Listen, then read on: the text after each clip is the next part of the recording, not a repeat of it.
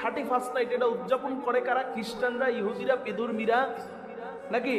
তাইলে তারা যেটা করে আমরা যদি সেটা করি তাইলে আমাদের সাথে তাদের সাথে একটা মিল হয়ে গেল না? এই মিলটা হওয়া যাবে না, এই মিল রাখা যাবে না। এখানেই সেটাই আসছে যে যেই কওমের সাদৃশ্য করবে রাখবে সে সেই কওমের অন্তর্ভুক্ত হয়ে যাবে। করি নাউযুবিল্লাহ। তাইলে তারা এই কাজটা করে, আমরা করব না।